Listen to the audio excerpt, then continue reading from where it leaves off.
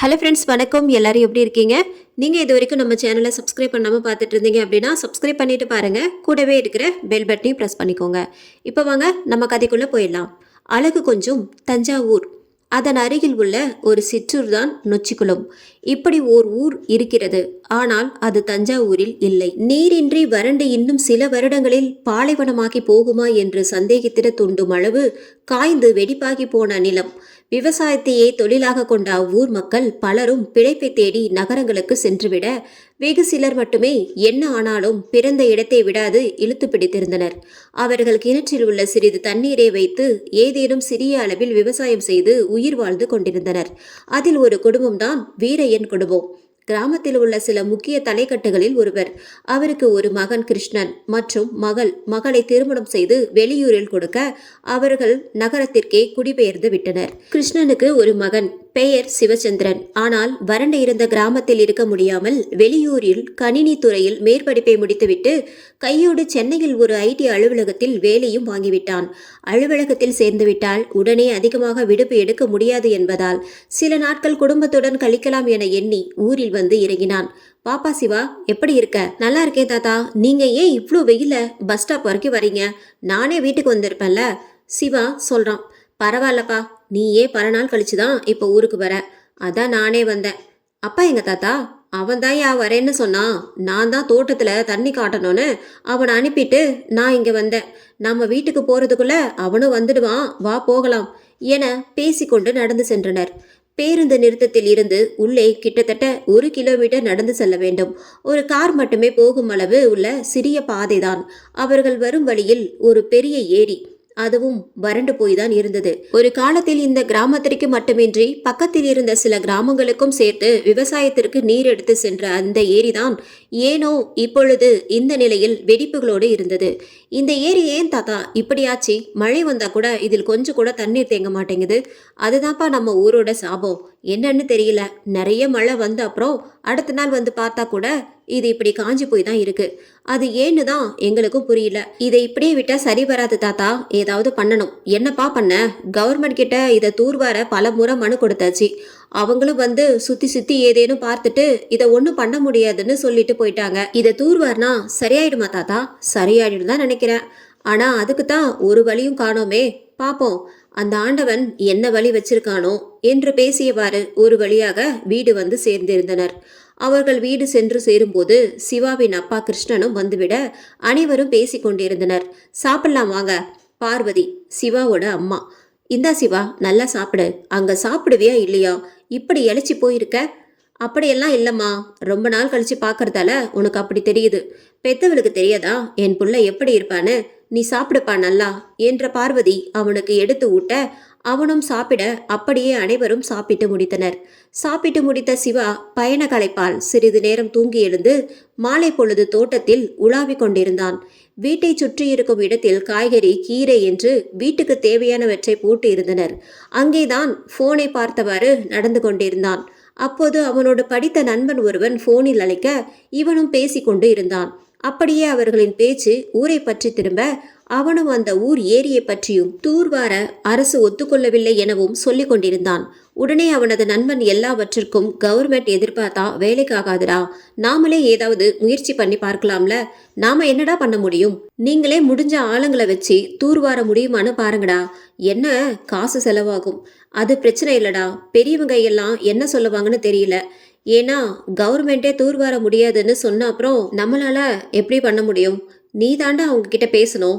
முதல்ல உங்க வீட்டில் பேசு. அப்படிங்கிற? சரி, தாத்தா கிட்ட தான் பேசணும். அவர் சரி என்று சொல்லிட்டா ஊர்ல இருக்கிறவங்க கிட்ட அவரே பேசிக்குவாரு. முதல்ல கொஞ்சம் இடத்துல தோண்டி பாருங்க, இது சரியா வருமா வராதான்னு. ஓகேனா தொடர்ந்து பண்ணுங்க, இல்லைன்னா அப்படியே விட்டுறலாம். நீ சொல்றதும் சரிதான்டா. ஊரே இப்படி காஞ்சி போய் கிடக்கிறத பார்க்கறதுக்கு ரொம்ப கஷ்டமா இருக்கு. ஏரியில தண்ணி மட்டும் வந்துருச்சுன்னா அப்புறம் ஊரே மாறிடும். அதுக்கு தாண்டா சொல்றேன், நீங்களே முயற்சி பண்ணி பாருங்க. சரிடா, நான் வீட்டில் பேசுறேன். அவங்க என்ன சொல்றாங்கன்னு பேசிட்டு முடிவு பண்ணிட்டு அப்புறம் உனக்கு கூப்பிடுறேன் என்று போனை வைத்த சிவா யோசித்தவாறு வீட்டுக்குள் சென்றான். என்னடா யோசிச்சுட்டு இருக்க? நான் வந்தது கூட தெரியாம? அது ஒன்றும் இல்லப்பா, நம்ம ஊர் ஏரியை பத்தி தான் நினைச்சிட்டு இருந்தேன். அதை ஏன்பா கேட்குற? ஒரு காலத்தில் நிறைய தண்ணீர் இருந்ததாமா. நான் பிறக்கிறதுக்கு முன்னாடி இருந்து இப்படி தான் இருக்கு. நாமளே ஏன்பா அதை தூர்வாரக்கூடாது? இல்லப்பா, இதை தூர்வாரினாலும் ஒரு உபயோகமும் இருக்காது.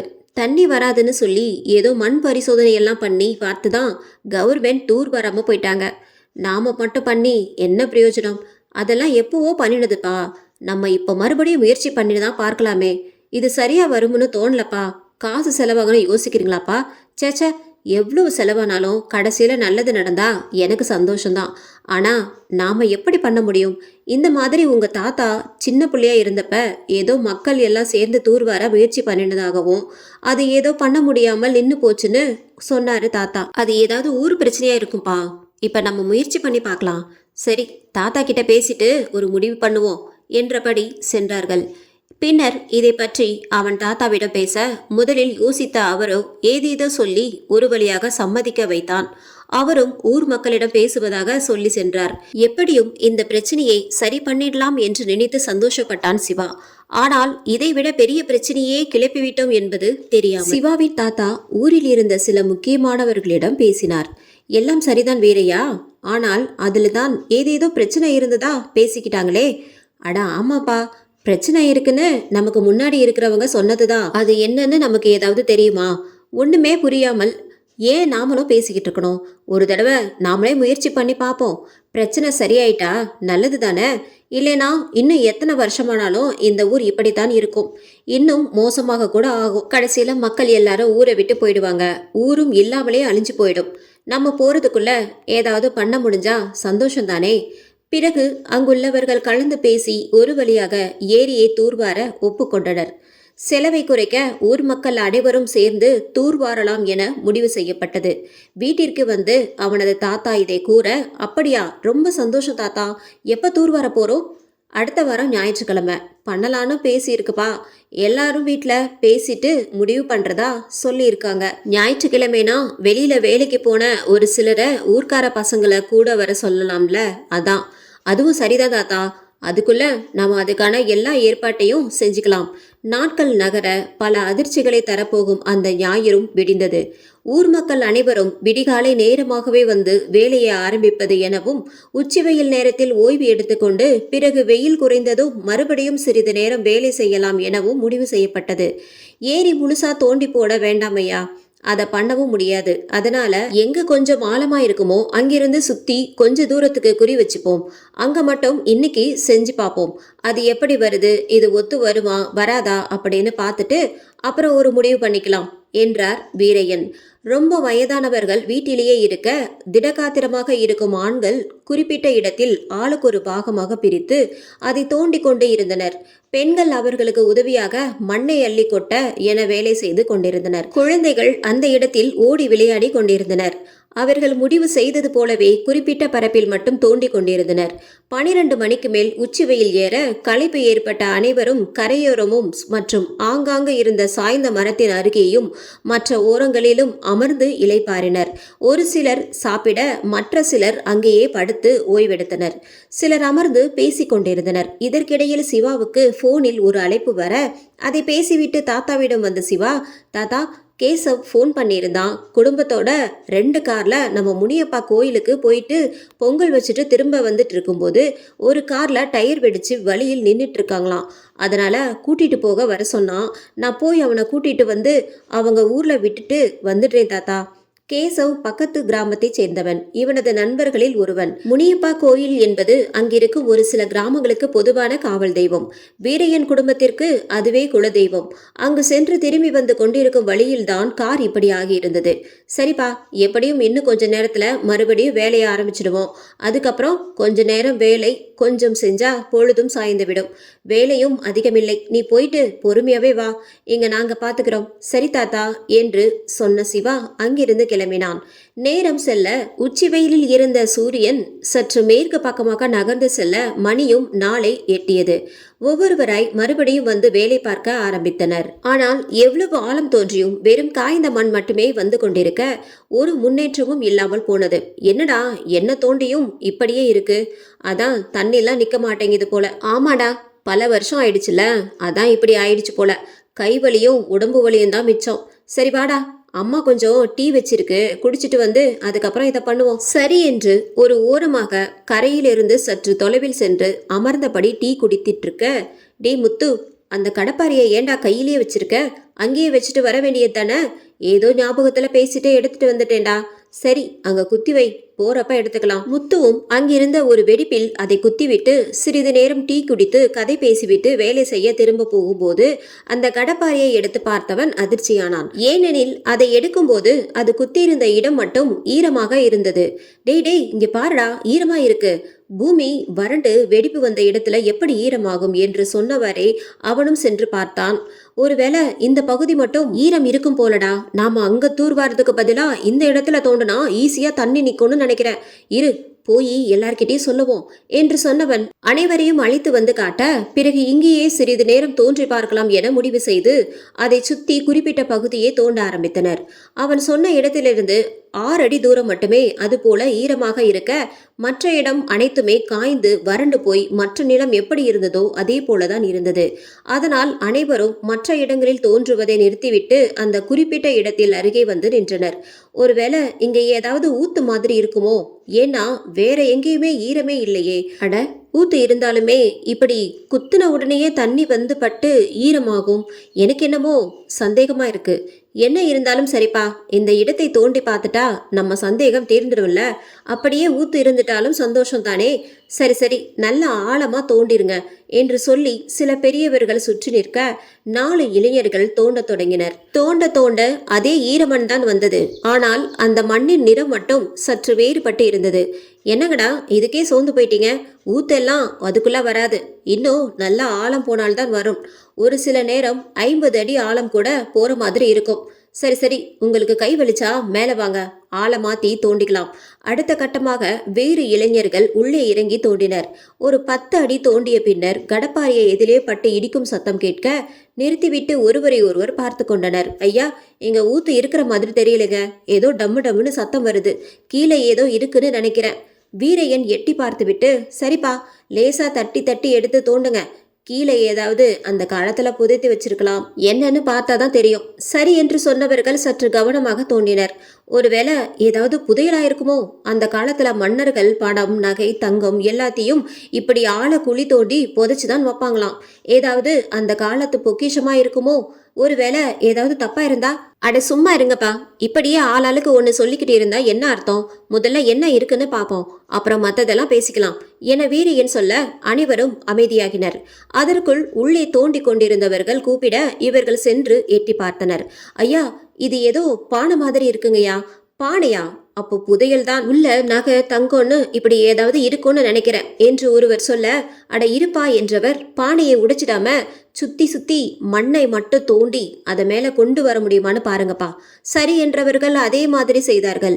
மேலே உள்ளவர்களின் உதவியுடன் அந்த பானையை மேலே கொண்டு வந்து வைத்தனர். அதில் உள்ள மண்ணெல்லாம் தட்டிவிட்டு துணி கொண்டு சுத்தம் செய்த பின்னர் பார்த்தவர்கள் அதிர்ந்தனர். காரணம், அந்த பானை நன்றாக அடைக்கப்பட்டு சுற்றிலும் ஏதோ மந்திர கயிறு போல சில இடங்களில் கட்டப்பட்டு மேலேயும் ஏதோ தகடு போல் ஒட்டியிருந்தது. அட, புதையல் கூடவே இப்படி மந்திரிச்சு வைப்பாங்க? ஆமாயா, யாரும் ஈஸியா எடுத்துடக்கூடாதுல்ல, அதுக்கு தான்.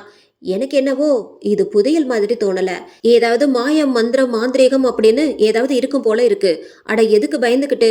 பிரித்து பார்த்தால் தெரிஞ்சிட போகுது என இளைஞர்கள் முன் செல்ல, இருங்கப்பா, இதை நாம அரசாங்கத்திடம் சொல்லலாம், எதா இருந்தாலும் அவங்க பார்த்துக்கிட்டோம், போங்கய்யா.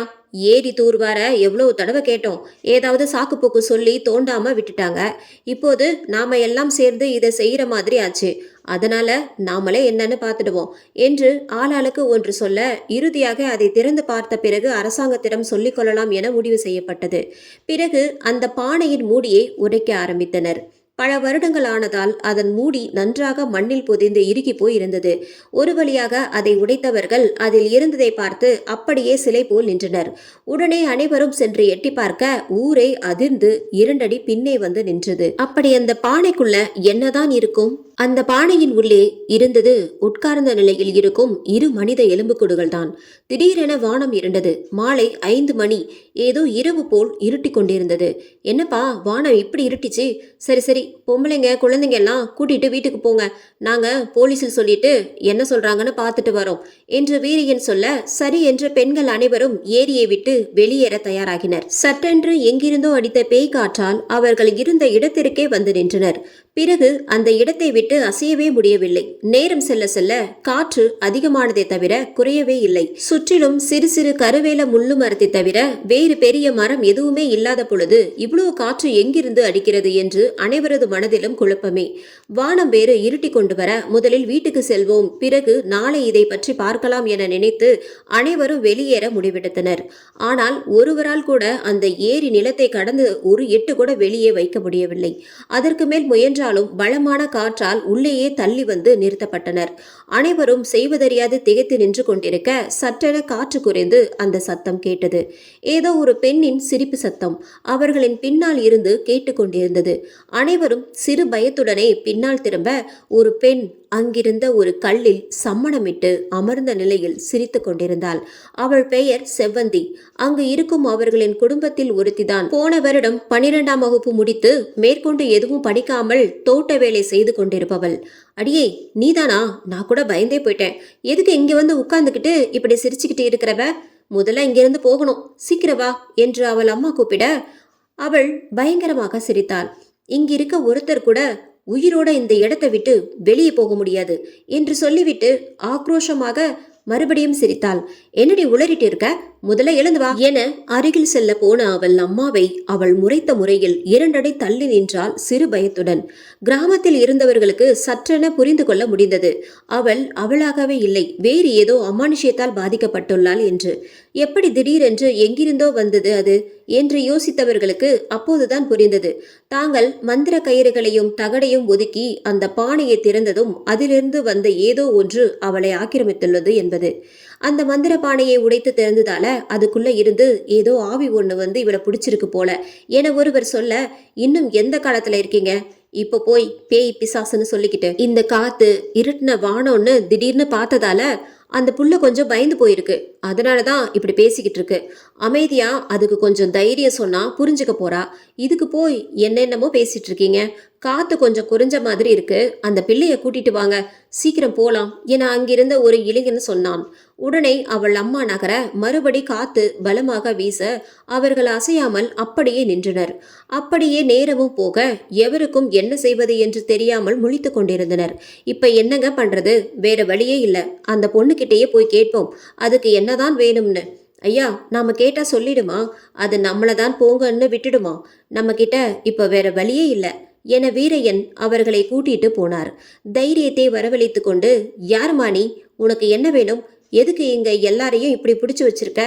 ஆனால் அந்த பெண் எந்த பதிலையும் சொல்லாமல் ஒரு மாதிரி உருமி கொண்டே இருந்தாள். உனக்கு ஏதாவது ஆசை இருந்தா சொல்லு, வாங்கி தரோம், சாப்பிட்டு விட்டு போயிடு, எங்களை விட்டுடு, என்னதான் வேணும் உனக்கு? அவளோ சிரித்தவாறு, நீங்கள் எல்லாரும் தான் என்றாள். நாங்கள் எல்லாரும்னா புரியல.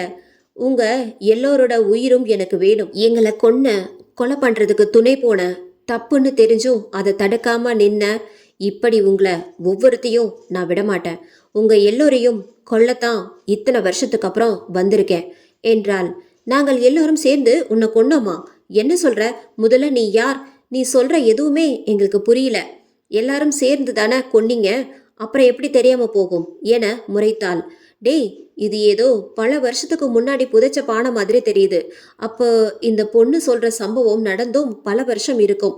இங்க இருக்க யாருக்குமே அவ்வளோ வயசு இல்லை. அது மட்டும் இல்லை, அது நம்ம எல்லோரையுமே குத்தம் சொல்லுது, ஏன்னு தெரியல என ஒருவர் சொல்ல, நிஜமாவே நீ யாருன்னு எங்களுக்கு புரியல. முதல்ல நீ யாருன்னு சொல்லு. என்னோட தோழியை கொண்டு நான் உயிரோட இருக்கும்போதே என்னையும் அவளையும் இந்த பானையில் போட்டு புதைச்சிட்டீங்களே, அத்தனை பேருமே வேடிக்கை பார்த்தீங்க, ஒருத்தர் கூட தடுக்கல.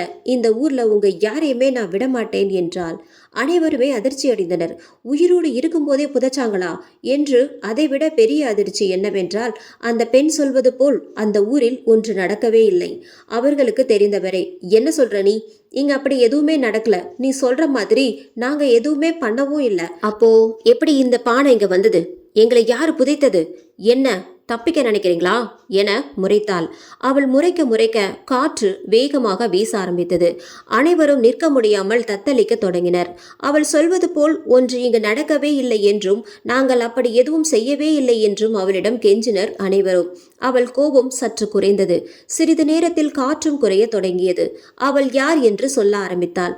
என்ன நடந்தது அவளுக்கு? சுமார் 100 வருடங்களுக்கு முன்பு அன்று ஊரில் திருவிழா. ஒரே ஆட்டம் பாட்டம் கொண்டாட்டமாக ஊரே களை கட்டி இருந்தது. ஊர் மக்கள் அனைவரும் கோயிலில்தான் இருந்தனர். பகல் முழுவதும் பூஜை, சாமி கும்பிடுதல் என கழிய இரவு ஆட்டம் கூத்து என ஆரம்பித்தது. அதில் கூத்து கட்ட வந்தவர்கள்தான் வள்ளி மற்றும் அலமேலு என்ற 2 பெண்கள். அவர்களுடன் குமார் என்ற ஒரு ஆணும் இருந்தான். மாலையில் வந்த அவர்கள் கோயிலுக்கு பின்புறம் தற்காலிகமாக அவர்களுக்கு ஏற்பாடு செய்யப்பட்டு இருந்த குடிசையில் தயாராகி இருந்தனர். இரவு ஆக கூத்தும் ஆரம்பித்தது. ஏதாவது ஒரு நாடகத்தை கூத்து வடிவில் போடுவர். ஊரில் அனைவரும் கூத்தை பார்த்து ரசித்துக் கொண்டிருந்தனர். நேரமாக ஆக குழந்தைகளுக்கு தூக்கம் வரவும் குழந்தைகளுடன் பெண்களும் வீட்டுக்கு கிளம்ப ஆண்களும் ஒரு சில பெண்கள் மட்டுமே எஞ்சி இருந்தனர். மீதம் இருந்த பெண்களையும் அவர்கள் வீட்டு ஆண்களே வீட்டுக்கு போக சொல்ல, ஏன் என்று அவர்கள் கேட்க, கொஞ்ச நேரத்துல கூத்து முடிய போகுது, நாங்கெல்லாம் இவங்களையெல்லாம் அனுப்பிவிட்டு வரோம், போங்க என்று சொல்லி அனுப்பிவிட்டனர். இப்போது ஆண்கள் மட்டுமே கூத்து பார்த்து கொண்டிருந்தனர். ஏமா, நாடகத்தையே போட்டுக்கிட்டு இருந்தா எப்படி? ஏதாவது பாட்டு போட்டு ஆட்டம் போடலாம்ல என ஒரு பெருசு கேட்க மற்றவர்களும் அதை ஆமோதிக்க கூத்து கட்டியவர்களும் வேறு வழியே இல்லாமல் பாட்டை போட்டு ஆட ஆரம்பித்தனர். பார்த்து கொண்டிருந்த சிலர் மெதுவாக நழுவி சென்று ஒழித்து வைத்திருந்த சாராயத்தை எடுத்து வந்து குடிக்க ஆரம்பித்தனர். அது அப்படியே அனைவருக்கும் பரவ 3/4 பேர் போதையில் பார்க்க ஆரம்பித்தனர். போதை தலைக்கேற கூத்து கட்டி கொண்டிருந்த பெண்களை தவறாக பார்க்க ஆரம்பித்தனர். ஒரு சில வக்கர புத்தியுடைய ஆண்கள் இந்த சந்தர்ப்பத்தை பயன்படுத்தி கொண்டு அந்த பெண்களை அறையும் குறையுமாக ஆட சொல்ல அவர்கள் முடியாது என மறுத்தனர். அவர்கள் மறுப்பை பொருட்படுத்தாமல் அவர்களை கட்டாயப்படுத்தி உடைகளை களைந்து அரைகுறை ஆடையாக்கினர். வள்ளி மற்றும் அலைமேலு உடன் வந்த குமார் போதையுடன் அவர்களை நெருங்கிய ஆண்களை தடுக்க முயன்றான். எவ்வளவோ முயன்றும் முடியாமல் போக அந்த பெண்களை பின்புறம் இருந்த குடிசைக்குள் போய்விடும்படி கூறினான். ஆனால் போதையில் இருந்த குடிமகன்கள் குமாரை அடித்து போட்டுவிட்டு அந்த பெண்களிடம் செல்ல அவர்களும் விட்டுவிடும்படி கெஞ்சினர். போதை ஏறிய நிலையிலும் சில நல்ல குடிமகன்கள், அட போதும் விடுங்கப்பா, அதான் சொன்ன நேரம் முடிஞ்சிருச்சு, கூத்தும் முடிந்ததில்ல, அவங்க போகட்டும் என சொல்ல, ஆனால் அதை அங்கு மற்ற யாரும் கேட்பது போல் தெரியவில்லை. போதை தலைக்கேறியதால் சிலர் அங்கேயே விழுந்துவிட இது ஒரு சிலருக்கு வசதியாக போனது. அந்த 2 பெண்களையும் பலாத்காரம் செய்ய ஆரம்பித்தனர். மீறி தடுக்க நினைத்தவர்களும் போதையின் காரணமாக அவர்களிடம் போராட முடியாமல் விழுந்தனர். இறுதியில் 4-5 ஆண்களின் வக்கிர புத்திக்கு அந்த 2 பெண்களும் பலியாகினர். இரவு கழிய மெல்ல விடிய ஆரம்பித்தது. மெதுவாக போதை தெளிய எழுந்த ஆண்களுக்கு நடந்த விபரீதம் புரிந்தது. காலை அவர்கள் பார்த்தது உடைகள் கிழித்து ஆங்காங்கு குருதி சொட்ட விழுந்து கிடந்த அந்த 2 பெண்களைத்தான். அனைவரும் இரவு போதையில் இருந்ததால் என்ன நடந்தது என்று, யாரால் நடந்தது என்று தெளிவில்லாமல் தான் ஞாபகம் இருந்தது அவர்களுக்கு. ஏலே, என்னடா இது, எவனா இப்படி பண்ணது தெரியலண்ண, ராவு நடந்தது எதுவும் அவ்வளோ ஞாபகம் இல்லைண்ண, இப்ப என்ன பண்றது, யாருன்னு எப்படி கண்டுபிடிக்கிறது? விடிய ஆரம்பிச்சிடுச்சு, ஊர்ல எல்லாரும் வர ஆரம்பிச்சிடுவாங்க, அதுக்குள்ள ஏதாவது பண்ணணும்டா, இப்படியே பேசிக்கிட்டு இருந்தா நேரம்தான் ஆகும். சரி, முதல்ல இவங்களை தூக்கி குடிசைக்குள்ள வச்சு பூட்டுவோம், அப்புறம் பேசிக்கலாம்.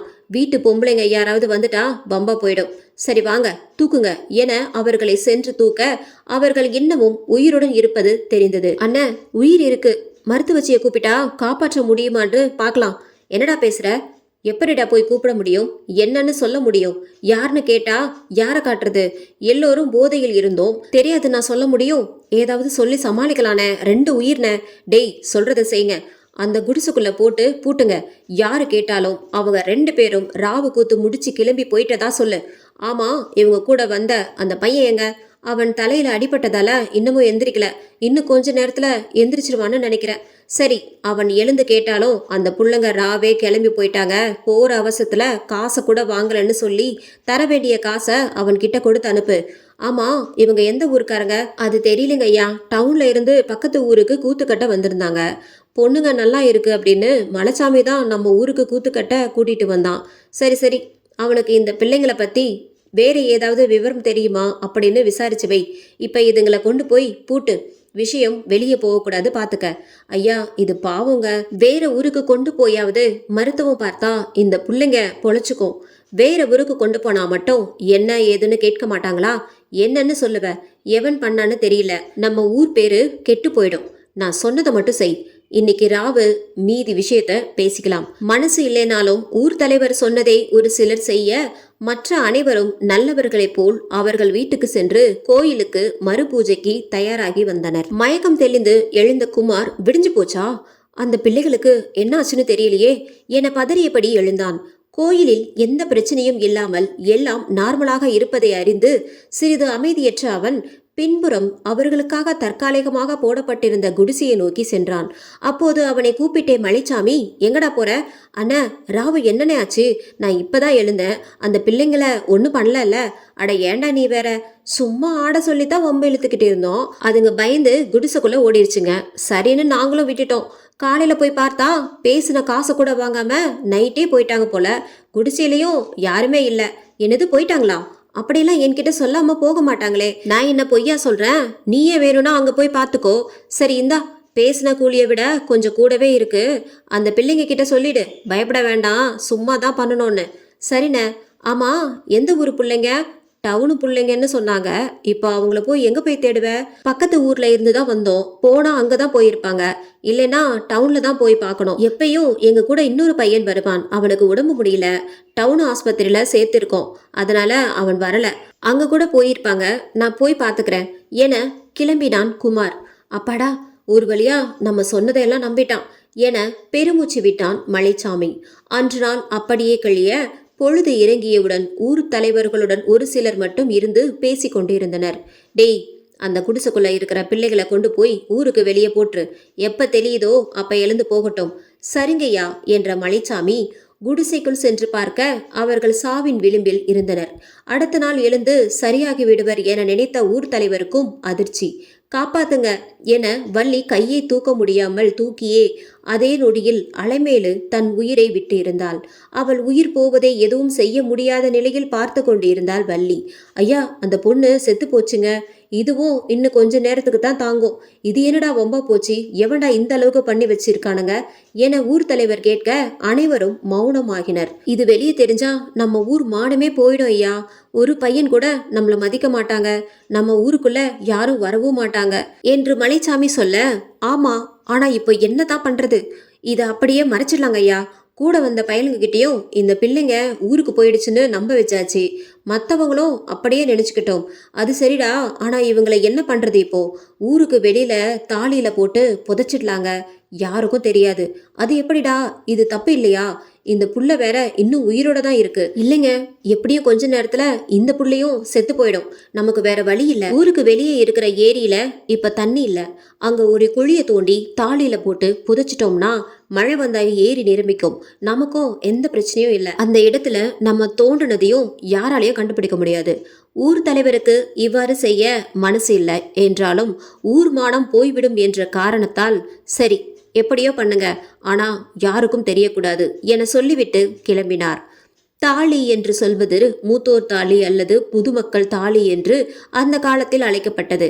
இந்த முறையை பொறுத்தவரை தாலியில் இருந்த பின்பு சடலத்தை சம்மணமிட்டு அமர வைத்து சடலத்தின் உருவத்திற்கு தகுந்தாற்போல் தேர்ந்தெடுக்கப்பட்ட மண்பானையில் வைத்து புதைப்பது. இதில் பானையின் வாய் அகன்று இருக்கும்.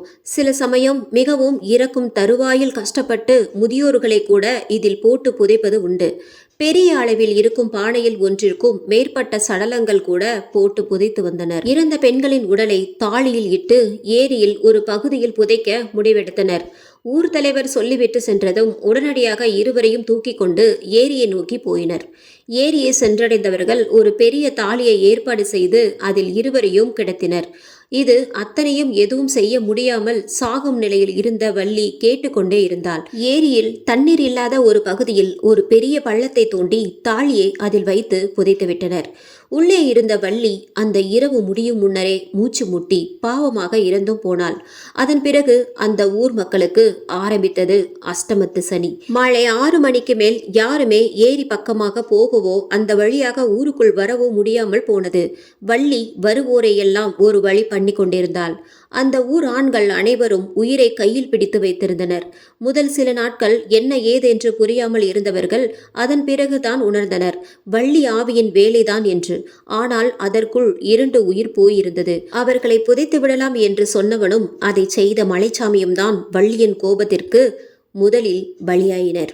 அதன்பின் ஒரு மந்திரவாதியை கூட்டிட்டு வந்து காட்டிய போது அவர் அந்த ஏரிக்கரையில் ஒரு பூஜையை செய்துவிட்டு உயிரோடு புதைத்ததால் அந்த வள்ளியின் ஆவி ரொம்பவும் ஆவேசமாக இருப்பதாகவும் ஊரில் உள்ள எல்லா ஆண்களின் உயிரையும் வாங்காமல் அதன் கோபம் அடங்காதும் என கூறினார். அமாவாசை அன்றுதான் அதை அடக்க முடியும் என்றும் அதற்கு இன்னும் 1 வாரம் இருந்தபடியால் அதுவரை பத்திரமாக இருக்கும்படியும் கூறிவிட்டு சென்றார் அந்த மந்திரவாதி. அவர் அமாவாசை அன்று மேலும் 2 கூட்டிக் கொண்டு வந்து சேர்ந்திருந்த பொழுது ஆண்கள் எவ்வளவோ பத்திரமாக இருக்க முயற்சி செய்த போதும் மேலும் 2 பலி விழுந்தது. அதற்கு மேல் உயிர் பயத்தில் வாழ முடியாது என்றும் ஏதாவது செய்து அவளை வெளியே வர முடியாமல் மந்திரக்கட்டு போடும்படியும் கெஞ்சினர். அவரும் ஆடு கோழி என பல பலிகளை கொடுத்து வெகுநேர பூஜை செய்து ஒரு வழியாக அந்த ஆன்மாவை கட்டுக்குள் வைத்தார். அந்த தாலியை வெளியே எடுத்து வைத்து அதை சுற்றி கட்டுமாறு பல மந்திரித்த கயிறுகளை கொடுத்தார். அதை கட்டி மறுபடியும் உள்ளே புதைத்து அந்த இடத்தில் மீண்டும் விடிய விடிய ஏதேதோ பூஜை செய்து ஒரு வழியாக அடைத்து வைத்தார். அதன் பிறகுதான் நிம்மதி பெருமூச்சு விட்டனர் அந்த ஊர் ஆண்கள். ஆனால் அடைக்கப்பட்ட வள்ளியின் ஆன்மாவின் உக்கிரம் தாழாமல் அந்த ஏரி கொஞ்ச நாளிலேயே வறண்டு போய் காய்ந்து வெடித்து எதற்கும் பயன்படாமல் போனது. இது ஊரில் இருந்த சில ஆண்களுக்கு மட்டுமே தெரிந்த விஷயம் என்பதாலும் பெண்களுக்கு தெரியாததினாலும் யாருக்கும் பரவி அதற்கு அடுத்து வந்த பரம்பரைக்கு சென்றடையாமல் போனது. அதனால்தான் இது பற்றி இப்போதைக்கு இருக்கும் மக்கள் அறியாமல் போயினர். தற்போது நடந்ததை கேட்ட அனைவரும் அதிர்ச்சியில் உறைந்தனர். 2 பெண்களுக்கு நடந்த அநியாயத்தை நினைத்து வருத்தப்பட்டனர். ஆனாலும் இப்போது இந்த ஆன்மாவிடமிருந்து தப்பிப்பது எப்படி என தெரியாமல் விழி பிதுங்கினர். உங்களுக்கு நடந்தது ரொம்ப பெரிய கொடுமைதான். ஆனால் இதெல்லாம் பல வருஷம் முன்னாடி நடந்தது. அப்ப இருந்த யாருமே இப்ப உயிரோடு இல்ல. இது எதுவுமே இப்ப இங்க இருக்கிற யாருக்குமே தெரியாது என்றார் வீரையன். அதெல்லாம் எனக்கு தெரியாது. எங்களை துடிக்க துடிக்க கொன்ன இந்த ஊர் ஆம்பளைங்களை நானும் துடிக்க துடிக்க கொள்வேன் என்றது அந்த ஆன்மா. உன்னை கெஞ்சி கேட்டுக்கிறோம். இங்க இருக்க எல்லாருக்கும் குடும்பம் குழந்தைங்கன்னு இருக்கு. தயவு செய்து எங்களை விட்டுடு. உன் ஆத்மா சாந்தி அடைய என்னென்ன பண்ணணுமோ அந்த சடங்கு சாங்கியம் எல்லாமே நாங்க பண்ணிடுறோம்.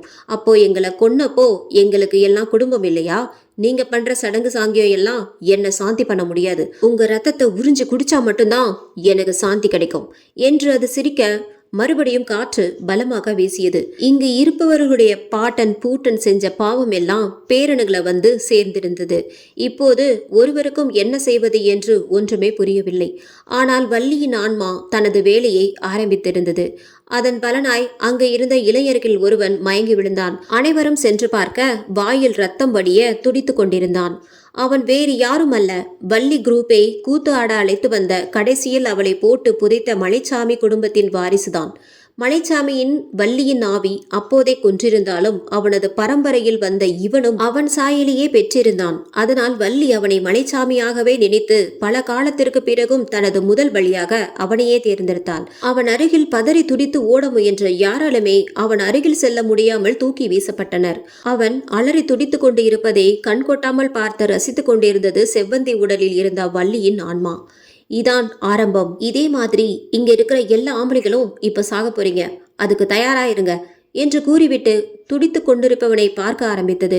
இப்போதுதான் அங்கிருந்த மக்களுக்கு அது எவ்வளவு உக்கிரமாக இருக்கிறது என்று புரிய ஆரம்பித்தது.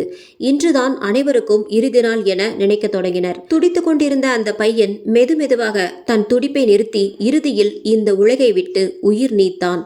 பதறி துடித்த அவனது உறவினர்கள் அவன் அருகில் ஓட இப்போது அவர்களால் அவன் பக்கத்தில் செல்ல முடிந்தது.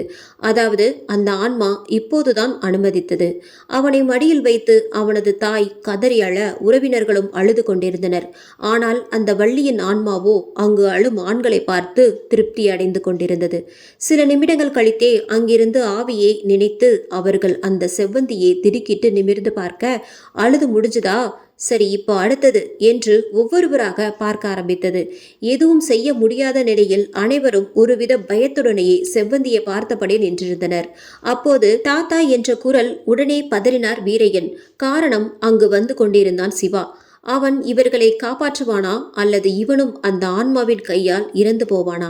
தொடர்ந்து இந்த கதையை கேளுங்க, அப்பதான் புரியும். இங்கு நடந்து கொண்டிருக்கும் எதுவும் தெரியாமல் தனது நண்பனின் குடும்பத்தை வீட்டில் விட்டுவிட்டு இவர்களுடன் வேலை செய்யலாம் என்ற எண்ணத்துடன் வந்து கொண்டிருந்தான் சிவா. ஏன் எல்லாரும் எதுவும் செய்யாம இப்படி நின்றுகிட்டு இருக்காங்க? வானம் ஏன் இவ்வளோ கருக்கலா இருக்கு? மழை வரும் போல, பேசாம அடுத்த வாரம் பார்த்துக்கலாம்ல என்று நினைத்தபடியே ஏரி கொரையோரமாக அவர்களை நோக்கி நடந்து வந்து கொண்டிருந்தான். அங்கு அமர்ந்திருந்த செவ்வந்தி சிவாவை பார்த்து சிரிக்க தொடங்கினாள். அதாவது வள்ளியின் ஆன்மா அடுத்த பலியாக சிவாவையே தேர்ந்தெடுத்து இருக்கிறது என்பது அங்கு இருந்தவர்களுக்கு புரிந்தது. தனது பேரனை காப்பாற்ற வேண்டும் என்ற எண்ணத்துடன் வீரையன், சிவா இங்க வராத போ என்றபடியே அவனை நோக்கி ஓடினார். திடீரென தன்னை நோக்கி ஓடி வருவதை கண்ட சிவா தானும் தாத்தாவை நோக்கி ஓடத் தொடங்கினான். ஆனால் அவனது தாத்தாவால் குறிப்பிட்ட பகுதியை தாண்டி ஓட முடியவில்லை. எனவே அங்கு நின்றவாறே இங்கே வராதே என கத்தத் தொடங்கினார். அதை கவனிக்காத சிவாவோ வேகமாக ஓடி வர அங்கு இருந்த கல் தடுக்கி கீழே விழுந்தான். கீழே விழுந்த அவனை பார்த்த அந்த ஆவி அப்படியே அவர்கள் இருந்த பகுதியை நோக்கி அவனை உருண்டு வருமாறு ஏவியது. ஆனால் அதன் சக்தி சிவாவிடம் எடுபடாமல் போக திகைத்தது அந்த ஆன்மா. காரணம் தெரியாமல் வந்து கொண்டிருக்கும் சிவாவை உற்று நோக்க அதற்கான காரணமும் புரிந்தது. ஏனெனில் தன் நண்பனின் குடும்பத்தை வீட்டில் விடுவதற்காக சென்ற சிவாவை அவர்கள் கோயிலுக்குள் அழைத்து குலதெய்வமான கோட்டை கருப்புசாமியின் திருநீரை வைத்துவிட்டு அதன் பிரசாதத்தையும் கொடுத்து அனுப்பியிருந்தனர். அதனை பார்த்ததும் அந்த ஆன்மாவிற்கு புரிந்தது, இவனை இப்போது எதுவும் செய்ய முடியாது என்று. உடனே அவள் உக்கிரமாக காற்று வீச ஆரம்பித்தது. அதில் தடுமாறி மேலும் முன்னேறவும் முடியாமல் கண்ணில் விழுந்த மண்ணை தேய்த்தபடியே தடுமாறி கொண்டிருந்தான் சிவா. பின்னர் ஒரு வழியாக விழித்தவன் அடிக்கும் காற்றை சமாளித்தபடியே ஏரியை நோக்கி முன்னேறினான். தாத்தா வராதே என்று கையை ஆட்டியபடியே நிற்பதை அப்போதுதான் பார்த்தான் அவன்.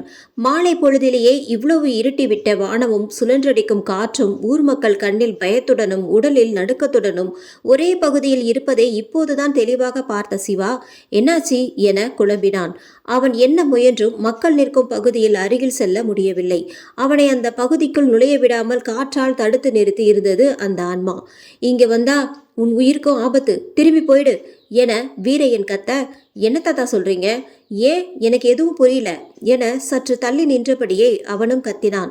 ஒரு அளவுக்கு மேல் சிவாவை எதுவும் செய்ய முடியாமல் தடுமாறினாள் வள்ளி. இங்கே ஒரு பேயோட பிடியில் நாங்க எல்லாரும் மாட்டிக்கிட்டு இருக்கோம். வேற எதுவுமே இப்ப சொல்ல முடியாது. நீ முதல்ல இங்கிருந்து கிளம்பு. பேயா? அதுவும் இந்த காலத்திலயா? என்ன தாத்தா சொல்லிட்டு இருக்கீங்க? நீ நம்பலேனாலும் இப்ப இருக்கிற சூழ்நிலையில இதுதான் உண்மை. உன்னை அந்த ஆன்மாவால எதுவும் செய்ய முடியலன்னு நினைக்கிறேன். அதான் சொல்றேன், நீ போயிடுப்பா. தாத்தா சொல்வதை நம்பவும் முடியவில்லை, சூழ்நிலையால் நம்பாமல் இருக்கவும் முடியவில்லை. ஆனால் என்னை ஏன் அதனால் எதுவும் செய்ய முடியவில்லை என யோசித்தவனுக்கு அப்போதுதான் புரிந்தது, தான் வைத்திருக்கும் தன் குலதெய்வமான கருப்பசாமியின் திருநீரும் அதன் பிரசாதமும் தான் தன்னை காப்பாற்றி வருகிறது என்று. அப்போ அந்த கோட்டை கருப்பசாமி நினைச்சா மட்டும்தான் இந்த மக்களை காப்பாற்ற முடியும் என நினைத்தவன் தன் கையில் இருக்கும் திருநீரை எப்படியாவது அவர்களுக்கு கொடுத்து நெற்றியில் பூசி சொல்லிவிட்டால் இப்போதைக்கு இதிலிருந்து தப்பிக்கலாம் என்பது புரிந்தது. தாத்தா, நம்ம கருப்பசாமியோட திருநீர் என்கிட்ட இருக்கு, அதனால தான் அதால என்னை எதுவும் செய்ய முடியலன்னு நினைக்கிறேன். இதை எப்படியாவது நீங்க எல்லாரும் பூசிக்கோங்க என்றபடியே ஒரு எட்டு எடுத்து வைத்தவனால் அடுத்த அடி எடுத்து வைக்க முடியாதபடி அவன் அருகில் மட்டும் காற்று சுழன்றடித்தது. உடனே சத்தமாக சிரித்த செவ்வந்தியின் உடலில் இருக்கும் வள்ளி, திருநீரை வச்சு எல்லாரையும் காப்பாற்ற போறியா?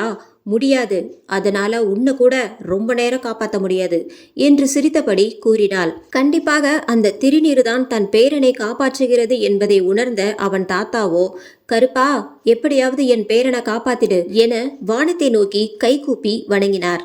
தாத்தா இப்போ என்ன பண்றது, எனக்கு எதுவும் தெரியல, போ அந்த கருப்பன் கிட்டேயே போ. இப்ப அவன் நினைச்சா மட்டும்தான் உன்னை மட்டும் இல்ல இந்த ஊரையே காப்பாற்ற முடியும், சீக்கிரமாக போ என சொல்ல உடனே தாத்தாவை நோக்கி எதையோ வீசிவிட்டு திரும்பி ஓடத் தொடங்கினான் சிவா. ஓ, சாமியை துணிக்க கூட்டிட்டு வர போறியா? போ போ, யாராலும் என்ன எதுவும் பண்ண முடியாது. நீ வர்றதுக்குள்ள என்னோட பலியை எல்லாம் நான் முடிச்சுக்குவேன் என்றபடியே தனது அடுத்த பலியை முடிவு செய்ய அனைவரையும் உற்று நோக்கி கொண்டிருந்தாள் வள்ளி. அவள் திரும்பி மற்றவர்களை பார்க்கும் கன நேரத்தில் கீழே குனிந்து எதையோ எடுத்தார் வீரையன். அங்கிருந்து ஓடிய சிவா சற்று தூரம் தள்ளி நிறுத்தியிருந்த தனது காரை எடுத்துக்கொண்டு வேகமாக கோயிலை நோக்கி போனான். போகும்போதே அந்த கோயில் பூசாரிக்கு போன் செய்து கோயிலுக்கு வருமாறு கூறிவிட்டு சென்றான். சில நிமிடங்களிலேயே கோயிலையும் வந்தடைந்தான். அப்போதுதான் வந்து கோயிலை திறந்து கொண்டு பூசாரி இவன் வருவதை கண்டு என்னாச்சு சிவா என்று கேட்டார். அவனது தாத்தா வீரையன் ஊரில் பெரிய தலைக்கட்டை என்பதாலும் அவர்களுக்கு அதுதான் குலதெய்வம் என்பதாலும் பூசாரிக்கு சிவாவை நன்றாகவே தெரிந்திருந்தது. சாமி சாமி, எங்க ஊரை இப்ப நீங்க தான் காப்பாத்தணும். என்ன சொல்ற சிவா? என்னாச்சு உனக்கு? உங்க ஊருக்கு என்னாச்சு? எனக்கு எதுவும் தெளிவா தெரியல. இன்னைக்கு ஊர்ல எல்லாரும் சேர்ந்து எங்க ஏரிய தூர் வரலான்னு முடிவு பண்ணி தோண்டிட்டு இருந்தோம். பாதியிலேயே எனக்கு என் நண்பன் கிட்ட இருந்து போன் வந்ததால நான் இங்க வந்து சாமி கும்பிட்டு அப்புறம் அவர்களை எல்லாம் கொண்டு போய் அவங்க ஊர்ல விட்டுட்டு அங்க கொஞ்ச நேரம் இருந்துட்டு இப்போதான் மறுபடியும் அங்க ஏரி கரைக்கு போனேன். ஆனா அங்க அதுக்குள்ள என்னாச்சுன்னு தெரியல. யாருக்கோ பேய் பிடிச்சிருக்கு. அது அங்க எல்லாரையும் கொல்ல பாக்குது. நான் போனப்போ அதால என்ன ஒண்ணும் பண்ண முடியல. நான் வச்சிருந்த கருப்புசாமியோட திருநீரால தான் அப்படின்னு புரிஞ்சுக்கிட்ட தாத்தா. இப்போ கருப்பனால தான் ஊரை காப்பாற்ற முடியும். சீக்கிரம் கோயிலுக்கு போ அப்படின்னு சொன்னாரு. நீங்க தான் இப்ப ஏதாவது பண்ணணும். சில நொடிகள் யோசித்த பூசாரி சரி வா என்றபடியே கோயிலை திறந்து உள்ளே சென்றார். சென்றவர் கருப்பசாமியை வணங்கிவிட்டு அங்கிருந்த திருநீறு, தீர்த்தம் மற்றும் சாமியின் காலடியில் இருந்த எலுமிச்சம்பழம் இன்னும் சில பொருட்களையும் எடுத்து பையில் போட்டுக்கொண்டு நகர்ந்தார். சிறிது தூரம் வந்தவர் திரும்பி சென்று அங்கு மாட்டியிருந்த கருப்பசாமியுடைய சாட்டியை ஒன்றையும் கையில் எடுத்து வந்தார். இருவரும் வேகமாக காரில் ஏறி ஊரை நோக்கி வந்தனர். அதே சமயம் ஏரியில் வந்த ஆன்மா வேறொரு பையனை தேர்ந்தெடுத்து இருந்தது. ஏதோ சக்தியை அந்த பையனை நோக்கி செலுத்த அவனுக்கு எதுவும் ஆகவில்லை. கோபமான அது அவன் அருகில் நின்றிருந்தவனை நோக்கி பார்க்க அவனுக்கு எதுவும் ஆகவில்லை. உற்று விழித்த ஆன்மா இப்போதுதான் அவர்கள் அனைவரையும் நன்றாக உற்று பார்த்து அதிர்ந்தது. ஏனெனில் அவர்கள் அனைவரும் நெற்றியில் கருப்பசாமியுடைய திருநூரை பூசியிருந்தனர். ஆம், சிவா வீசிவிட்டு சென்றதும் அவனது தாத்தா கீழே இருந்து எடுத்ததும் பிரசாதமாக கொடுக்கப்பட்ட அந்த திருநீறுதான். அதையும் அந்த பேய் பார்க்காத சமயத்தில் ஒவ்வொருவருக்கும் நகர்த்தி நகர்த்தி அனைவரையும் பூசை செய்து இருந்தார். யாரையும் எதுவும் செய்ய முடியாததால் வெறி பிடித்தவள் போல் கத்தினாள் செவ்வந்தி. அவள் ஆவேசமாக காற்றோடு சேர்ந்து இப்போது மழையும் தூர ஆரம்பித்தது. சிறிது நேரத்தில் மழை வழுக்க அவர்கள் நெற்றியில் இருந்த திருநீறு அழிய ஆரம்பித்தது. அதை பார்த்து புன்னகை புரிந்தது அது. அந்த ஆன்மாவின் சிரிப்பை பார்த்து குழம்பினர் அனைவரும். பிறகுதான் புரிந்தது மழை நீரால் அவர்களது திருநீறு அழிந்து கொண்டிருக்கிறது என்று. உடனே கீழே குனிந்து நெற்றிக்கு மேல் கையை வைத்தபடியும் அது அழியாமல் காக்க முயன்றனர். ஆனால் முழுவதும் நனைந்த உடலே தொப்பலாக இருக்கும்போது வெறும் கையால் எவ்வளவு நேரம் நெற்றியில் இருக்கும் திருநீரை அழியாமல் காப்பாற்ற முடியும்? சில நிமிடங்களிலேயே அவர்கள் எல்லோருடைய திருநீரும் நெற்றியில் இருந்து அழிந்து போனது. அவ்வளவு சுலபமா என்கிட்ட இருந்து தப்பிக்க நினைச்சிட்டீங்களா? ஒருத்தரை தான் கொல்லலாம் என்று நினைத்திருந்தேன். ஆனால் என்னையே கோபப்படுத்திட்டீங்களே. அதனால் ஒட்டுமொத்த எல்லோரையும் இப்ப கொல்ல போறேன் என ஆவேசமானாள் வள்ளி. உக்கிரமாக அவள் அனைவரையும் பார்க்க அங்கிருந்த ஒரு சில பெண்களை தவிர மற்ற அனைத்து ஆண்களும் வழியில் துடித்தனர். அது வரான் கருப்பசாமி, வேகமாக ஆடிவாரான், ஆங்காரமாக ஓடிவாரான் என்ற பாட்டு சத்தம் தூரத்தில் கேட்டு பூசாரி அந்த கருப்பசாமியை நினைத்து சத்தமாக பாடியபடி வந்து கொண்டிருப்பதை புரிந்து கொண்டாள் வள்ளி. அவர்கள் இங்கு வந்து சேர்வதற்குள் இவர்கள் அனைவரையும் கொன்றுவிட வேண்டும் என்ற முனைப்புடன் இருந்தால் துடித்து கொண்டிருந்த அவர்களை உற்று நோக்க மேலும் துடித்தனர். இன்னும் சில நிமிடங்களிலேயே உயிர் போய்விடும் என்ற நிலையில் இருந்தனர்.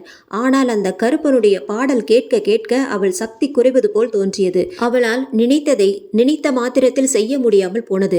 இதுவரை எங்கோ கேட்டுக்கொண்டிருந்த பாடல் இப்போது இன்னும் கொஞ்சம் சத்தமாக கேட்டது. ஏனெனில் பூசாரியும் சிவாவும் ஏரிக்கரையின் மறுபகுதியை அடைந்திருந்தனர். மிகவும் வேகமாக ஓடி வந்து கொண்டிருந்தனர். இருவரும் வருவதற்குள் இங்கு அனைவரும் இறந்துவிட வேண்டும் என நினைத்து கொண்டிருந்தது அந்த ஆன்மா. ஆனால் அவள் நினைத்தது நடக்காமல் போனது. காரணம் கருப்பனின் பாடல் மட்டுமல்ல, அவரது திருநீர் மற்றும் இன்னும் பல பூஜை பொருட்களை பூசாரி எடுத்து வந்து கொண்டிருந்ததால் அதன் பலனாய் ஊர் மக்கள் இறப்பது தள்ளி போனது. வரும் அவர்களை தடுக்கவும் வள்ளியால் முடியவில்லை. பூசாரி இவர்களை நெருங்கி வர வர மொத்தமாக தன் பழத்தை இழந்து போனது அந்த ஆவி. இருந்தாலும் அவர்கள் இவள் இருக்கும் பகுதிக்குள் வரும்போது, அங்கேயே நில்லுங்க, இங்க நீங்க 2 பேரும் வரக்கூடாது.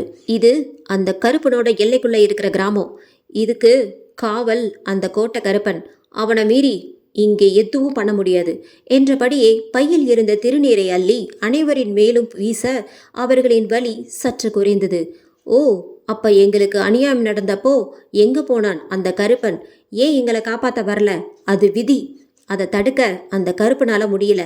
அதனால தான் அதுக்கப்புறம் நீ வந்து உன்னை கொன்னவங்கள பழிவாங்கினப்போ கருப்பன் அவங்கள காப்பாற்றவும் வரல. ஆனால் இப்போ நீ பண்றது தப்பு. இவங்களுக்கும் அது எதுவுமே தெரியாது. அதுக்கும் இவங்களுக்கும் எந்த சம்பந்தமும் இல்லை. இவர்களை பழி வாங்குறத கருப்பன் பார்த்துட்டு சும்மா இருக்க மாட்டான். எங்க சாவுக்கு நியாயம் வேணும். அதுக்கு பழி வாங்காம நாங்க போக மாட்டோம். நீ அப்பவே அதுக்கு காரணமானவங்க 4 பேரை கொன்னுட்ட, அதோட முடிச்சுக்கோ. இனிமேல் வேண்டாம், இவங்களை கொல்லாம நான் போக மாட்டேன். நீ நல்லபடியா சொன்னா கேட்க மாட்ட என சொல்லியவாறு திருநீரை அள்ளி செவ்வந்தியின் மீது வீச அவள் உடலில் இருந்த வள்ளியின் ஆன்மாவுக்கு தகித்து தாழ முடியாதபடி எரிந்தது. வேண்டாம் வேண்டாம், அதை என் மேல போடாதீங்க. அப்ப இவங்களை விட்டுட்டு போ, திரும்பி வரக்கூடாது, முடியாது. எனக்கு நியாயம் வேணும். அவங்க பண்ணது தப்பு தானே, ஆனால் அதுக்காக இவங்களை தண்டிக்கிறது அதை விட பெரிய தப்பு என்று பேசியபடி பையில் வைத்திருந்த பூஜை சாமான்களை எடுத்து வைத்து சில மந்திரங்களை ஓதியபடியே பூஜையை செய்ய தொடங்கினார் பூசாரி. அவர் பூஜை செய்ய செய்ய மொத்தமாகவே செயலிழந்து போனாள் வள்ளி. அவளால் தான் நினைத்த எதுவும் செய்ய முடியாமல் போக அழத் தொடங்கினாள் வள்ளி. இவர்கள் இறந்து போனது தெரியாமல் வள்ளியும் அலமேலுவும் ஆடப்போன இடத்தில் அப்படியே யார் கூடயே ஓடி போய்விட்டதாக அவர்களின் குடும்பத்தை அவள் ஊரிலிருந்தவர்கள் அவமானப்படுத்தினர் எனவும் அது தாங்க முடியாமல் அவளது குடும்பத்தினர் வேறு ஊருக்கு சென்று மிகவும் கஷ்டப்பட்டு கடைசியில் இறந்தே போயினர். இதையெல்லாம் அழுதபடியே சொன்னாள் வள்ளி. அவங்க என்ன தப்பு செஞ்சாங்க? இல்ல நாங்க தான் என்ன தப்பு செஞ்சோம்? எதுக்கு இப்படி ஒரு கொடூரமான மரணம் எங்களுக்கு? இறந்த பிறகும் மேலே போக முடியாமல் இத்தனை வருஷம் ஆத்மாவா அலைஞ்சுக்கிட்டு இருக்கேன். இது எவ்வளவு கொடுமை தெரியுமா? வலி குறைந்து எழுந்த ஊர் மக்களும் இதை கேட்டு வருத்தப்பட்டனர்.